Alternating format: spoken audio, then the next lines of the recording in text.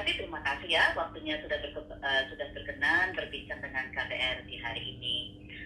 Dokter Kriyanti, Laulima adalah komunitas yang bergerak untuk mendukung dan mengedukasi kesehatan anak, terutama kesehatan mata.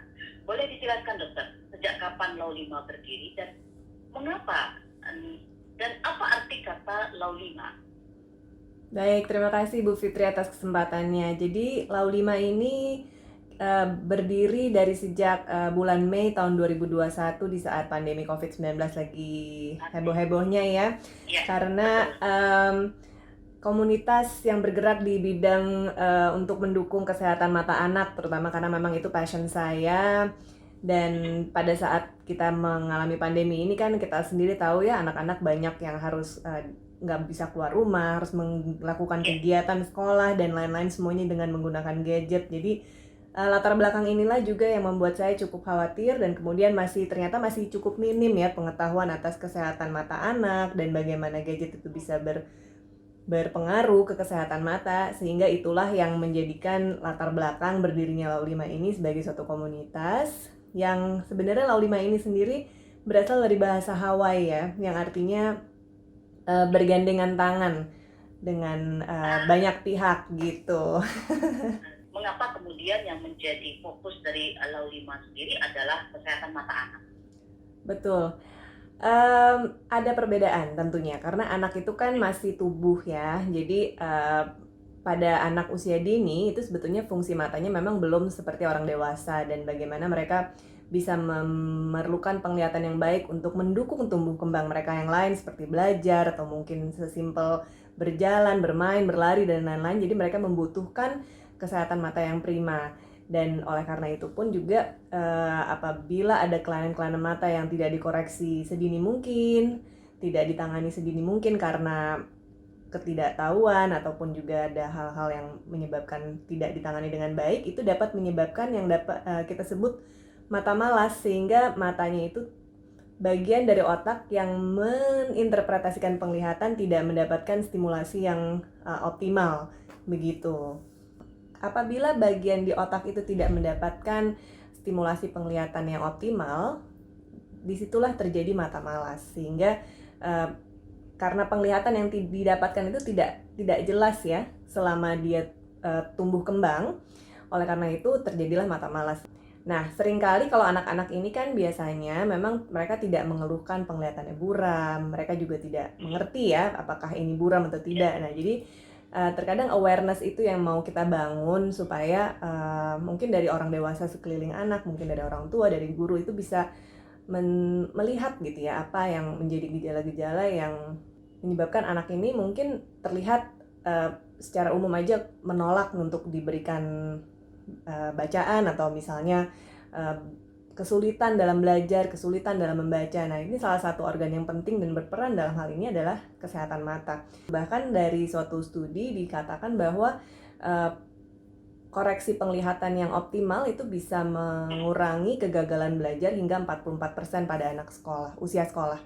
Sehingga ya ini penting sekali. Ini saya ambil dari website IAPB, International Agency in the Prevention of Blindness. Jadi cukup valid datanya. Jadi apalagi gangguan penglihatan pada anak ini lebih banyak ditemukan di negara-negara dengan low middle income countries ya. Jadi di sini mungkin Indonesia termasuk, sehingga ya disinilah sebetulnya peran Laulima ingin meningkatkan terus awareness dari masyarakat dan juga pihak lain, mungkin dari pihak pendidikan dan lain-lain untuk kesehatan mata ini penting, salah satu yang mendukung kualitas anak-anak Indonesia nantinya. Ya, kalau kita di sekolah itu dorongan untuk memeriksakan gigi 6 bulan sekali itu kita sudah tahu sejak kecil gitu ya, tapi kayaknya tidak dengan mata ya dokter ya. Ketika sudah ada persoalan, sudah mulai mengganggu pelajaran, baru orang tua sadar dan baru memeriksakan anaknya ke dokter mata, begitu dokter ya. Gerbang pertama untuk menilai apakah ada gangguan penglihatan atau tidak itu sebenarnya bisa dilakukan di sekolah dengan sistem UKS ya, unit kesehatan sekolah. Itu sebetulnya Simple sekali, mungkin dengan pelatihan guru atau mungkin juga dengan pelatihan dokter kecil, itu sebetulnya bisa untuk mendeteksi apakah penglihatan anak-anak kita ada gangguan. Apalagi sebetulnya sama, kita itu menganjurkan pemeriksaan mata pada anak yang masih tumbuh kembang itu 6 bulan sampai 1 tahun sekali, dan tidak menunggu mereka ada keluhan. Jadi kalau bisa dilakukan di sekolah, apabila dilakukan teratur ya, mungkin di awal tahun ajaran baru atau setiap 6 bulan, ini sebetulnya akan optimal sekali dalam deteksi dini adanya gangguan penglihatan pada anak sekolah. Nah, dengan kondisi penggunaan gadget yang mungkin sudah tidak bisa dilepaskan dari kehidupan sehari-hari anak-anak, dokter, seberapa besar ini mempengaruhi kesehatan mata anak? Iya, jadi memang gadget itu sebetulnya tidak melulu buruk ya. Tentunya kan kita mendapatkan informasi yang banyak belajar juga dari gadget, tetapi mungkin pembatasannya yang harus selalu diingatkan ya. Artinya penting sekali untuk apalagi anak masih tumbuh yang di bawah masih usia SD, itu tetap harus ada kegiatan diimbangi dengan kegiatan di luar rumah ya, outdoor activities, karena memang paparan matahari, kemudian juga apabila kita berada di outdoor itu kita biasanya tidak memfokuskan ke satu jarak saja, tapi juga multiple focus ya, jadi jaraknya jauh. Nah itu bisa memperlambat atau mencegah terjadinya mata minus pada anak, dan itu disarankan kurang lebih itu 1,5 sampai 2 jam per hari.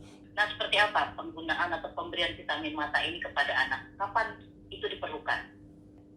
Banyak sekali orang yang beranggapan kalau banyak minum vitamin A, banyak makan wortel akan tercegah dari penggunaan kacamata. Tapi sayangnya tidak demikian ya. Artinya bukan berarti tidak ada manfaat sama sekali, karena vitamin A ini berperan dalam metabolisme fotoreseptor di retina kita ya. Jadi sel-sel di retina kita yang berperan dalam penglihatan, adaptasi penglihatan gelap, di gelap dan di terang, itu berperan sekali vitamin A di sini. Tetapi tidak hanya vitamin A yang berperan di kesehatan mata, vitamin D pun juga baru-baru ini dipublikasi di jurnal ilmiah ternyata berperan dalam kesehatan mata. Zinc, kemudian vitamin C, itu juga semua berperan. Jadi artinya di sini makan yang gizinya seimbang itu juga mendukung kesehatan mata. Anak Indonesia banyak sekali yang ternyata mengalami defisiensi vitamin D, dan di mana vitamin D ini ternyata selain berperan dalam kesehatan tulang dan kekebalan tubuh, ternyata juga ada peran dalam kesehatan mata. Saya jarang sekali mendengar ada pemeriksaan mata di sekolah, baik itu program khusus atau program ikutan dari pemberian vaksinasi. Mungkin ada di beberapa sekolah, tapi secara umum itu sepertinya belum menjadi concern, terutama di sekolah-sekolah. Sebetulnya ada program puskesmas juga yang untuk melakukan pemeriksaan mata secara rutin, tetapi ya itulah problem di Indonesia, memang mungkin ya tidak merata ya, karena waktu itu pernah ada juga di Puskesmas Jakarta Selatan, itu mereka ada yang rutin datang ke sekolah-sekolah, beberapa sekolah di Jakarta Selatan, tapi memang kan sekolah banyak sekali ya, artinya mungkin dari pihak puskesmas, dari pihak Dinkes, Dinas Kesehatan ya mungkin juga overload ya, nggak mungkin sanggup. Nah di sini saya ingin sekali dari Laulima, dari pihak kemudian dari Perhimpunan Dokter Mata Indonesia, mungkin juga dari Ikatan refraksionis optisi, itu para medis yang dapat memeriksakan mata, itu bisa berkolaborasi nih untuk mensukseskan lah, misalnya kita membuat suatu program yang memang teratur gitu untuk pemeriksaan mata secara rutin itu, karena memang nggak mungkin lah dipegang sendiri oleh puskesmas atau apa, jadi mungkin kita harus bisa memberdayakan guru, unit kesehatan sekolah untuk dapat deteksi dini ini gitu. Ya. Apa pesan dokter untuk masyarakat dan juga mungkin pemerintah supaya mulai sadar, mulai memperhatikan bahwa kesehatan mata pada anak itu perlu dijaga sejak dini? Kesehatan mata anak ini adalah salah satu kesehatan yang perlu kita perhatikan, karena kegagalan belajar dapat berkurang sampai 44% dengan pemberian kacamata yang paling simpel saja ya, pemberian kacamata yang benar dan tepat pada anak. dan ini tentu saja dapat meningkatkan kualitas anak-anak kita dalam belajar, kemudian juga pada akhirnya kualitas anak-anak kita yang lebih baik ya secara pendidikan dan lain-lain. Sehingga secara umum ya kemajuan Indonesia akan terdukung sekali dengan program kesehatan mata ini. Mari sama-sama kita perhatikan dan sayangi mata kita, kemudian juga lakukanlah pemeriksaan dari secara teratur dari sejak dini, dan kita bangun terus awareness bersama-sama apa-apa saja yang perlu kita perhatikan dalam kesehatan mata ini ya. Jadi deteksi dininya bagaimana, gejala-gejalanya bagaimana, kemudian juga bagaimana selanjutnya untuk rehabilitasi penglihatan tersebut. Mungkin dari saya itu, dan saya membuka sekali nih kesempatan untuk para pendengar, teman-teman di sini apabila ingin bekerja sama dengan kami dari Laulima dan juga Dokter Mata Indonesia untuk dapat menghubungi kami. Dr. Kianti, terima kasih banyak waktunya sudah berbincang dengan KPR di hari ini. Baik, terima kasih atas kesempatannya. Baik.